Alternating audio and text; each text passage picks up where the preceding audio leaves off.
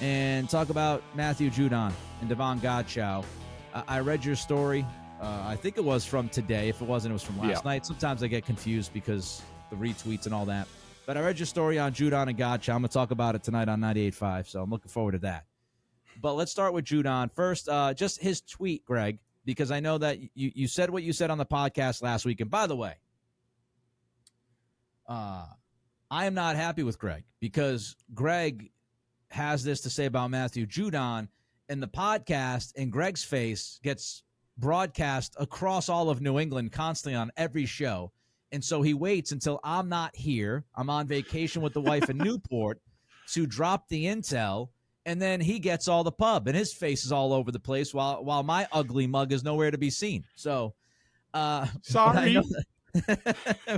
I know you said what you said last week. Everybody by now knows what you said last week. But your reaction to the tweet from Judon over the weekend that came out on Saturday.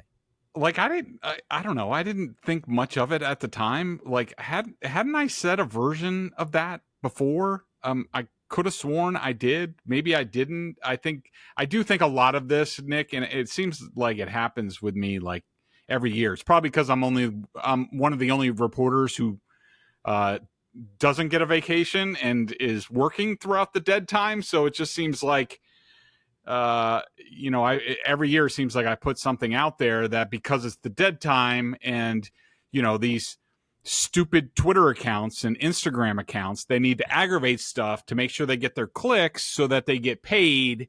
That's how this works now. And so they take something that I said that I'm pretty sure I previously said and make a big deal out of it. And, my reaction to Matthew's tweet, and first of all, I love Matthew Judon. I think he's a great player. I think he's entitled to ask for a lot more money. He's way underpaid, set to be way underpaid this season. And I think that he should be rewarded, or he should be traded to a contender where he's rewarded and gets to play in the playoffs. As far as his tweet, I think my reaction was, okay, that's a non-denial denial. He said, I didn't say that. I never reported that he said that. Every player, especially the smart ones, have plausible deniability because they have agents and other people who work on their behalf and handle this stuff. So the player could say, I never said that. I never said anything about my contract. But there's been a few contradictions with Matthew and his contract status this summer. Like, he went on WZLX and gave an interview, and he said all the right things about, like, I don't want to go through what I did last summer, which let's also remember that I reported he was holding in, and he said he wasn't holding in, but he in fact was holding in. But he went on ZLX, and he was asked, how far apart are they? And he said, we're pretty close. Well, yeah. If there's nothing wrong with his contract, if he's content with his contract and to play out his contract, why do the Patriots and Judon have to be close? There's obviously a negotiation going on here. And including, there was another media post where somebody said, like, the Patriots got to pay Matthew Judon, and he basically responded, like, I don't think that's going to happen.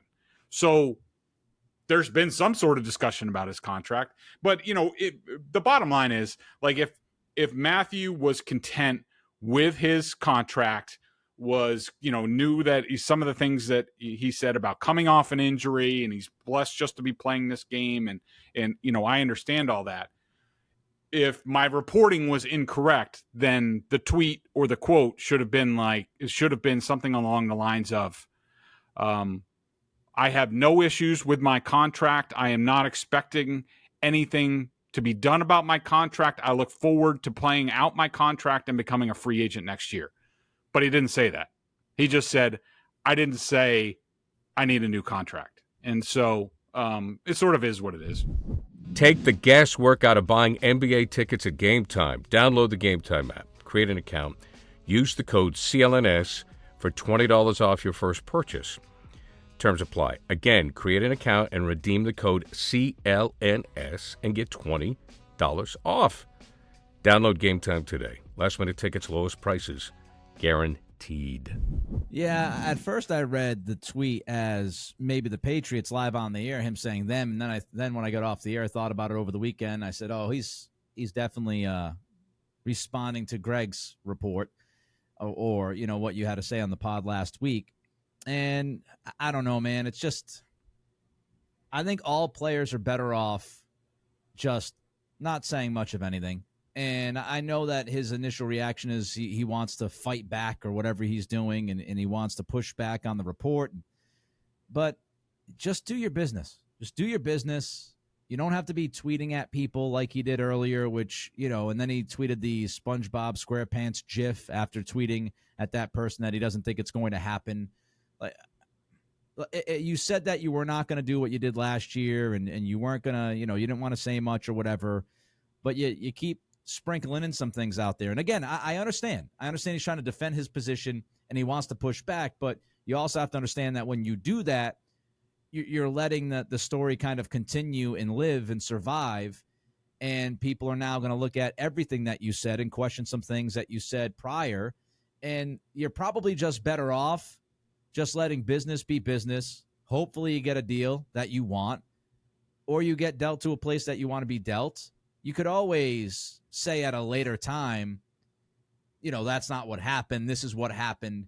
You don't always have to respond. You don't always have to reply, even if you want to. And I think that's advice that we should all take, by the way, because all of us respond and reply you don't always have to hit reply or send. Mm-hmm. Sometimes it's just better off to take a deep breath and walk away for a little while and let things just happen. With all of that said, Greg, do you expect Judon at camp next week? Oh, yeah. I think he's definitely coming. And I think he said that. He said, or maybe that was before minicamp. And I think it was before minicamp. He said, I'm not going to get fined. He's going to be there. I mean, I can't tell you how much he's going to do. We shall see. But I still think, the bottom line is, if the Patriots didn't do anything to Christian Barmore's contract, if they didn't give him the extension, then I still think there would have been belly aching from Matthew Judon and Devon Godchow. But, once they gave Christian Barmore off of really 1 year of production, $21 million in cash, I forget what the AAV is. I do have it here. Let me just be accurate. So Christian Barmore got $21 million AAV, including $19.5 million cash in 2024. And Matthew Judon, and that's off of 1 year of production, really. And Matthew Judon is set to make $7.5 million in cash this year. And Devon Godchow is set to make $8.3 million in cash this year.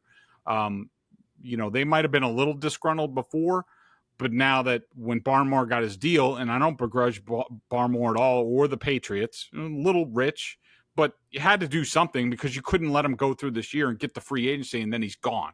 Or the Patriots have been through this too many times. So they're proactive, and hopefully in time the deal looks better. It often does. But, it went from a little grumbling to when they gave Barmore the extension, $21 million a year. That's when it sort of, went to another level, and those guys are saying, if you guys are handing out money, we've done a few things for this franchise more than a year. So why don't you look at us?